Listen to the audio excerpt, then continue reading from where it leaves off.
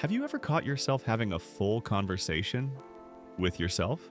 You're walking alone or sitting in your room, and suddenly you're explaining a problem or debating a choice out loud. Most people think it's a sign of madness. Society calls it weird or creepy. But what if I told you that science says the exact opposite? What if this habit is actually the secret weapon of the most intelligent minds on Earth? Today, we are diving deep into the psychology of the self-talkers. This isn't just a habit. It's a sign of a high-functioning brain. The brain's reality. In the reality of happiness, we understand that clarity is power. When you talk to yourself, you aren't crazy. You are organizing the chaos in your mind. Imagine your thoughts are like 1,000 people shouting in a dark room. When you speak out loud, you turn on the light and force one voice to lead. Psychology says that speaking your thoughts out loud helps materialize them. It's called the self-explanation effect. When you hear your own voice, your brain processes the information twice. Once when you think it, and once when you hear it.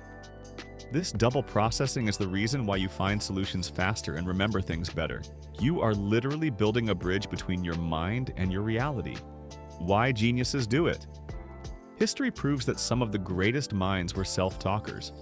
Albert Einstein used to repeat his sentences to himself softly until he was satisfied with the logic.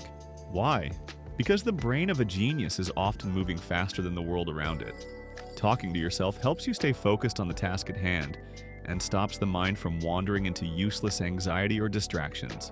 It's a form of metacognition, which simply means thinking about your own thinking. You are becoming both the teacher and the student at the same time. This is how leaders are made. They don't wait for someone else to guide them. They talk themselves through the darkness until they find the light, the feeling, and the hard truth. But let's get real for a second and talk about the feelings behind the voice.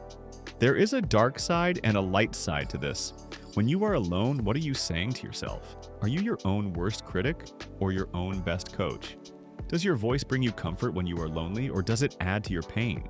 Your mind is always listening to the words you speak. If you tell yourself you are a failure, your brain will believe it.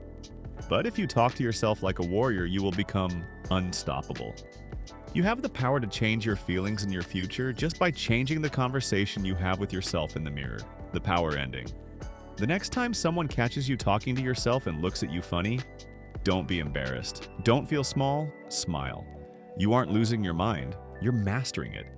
You are building the foundation of your own reality while everyone else is lost in the noise.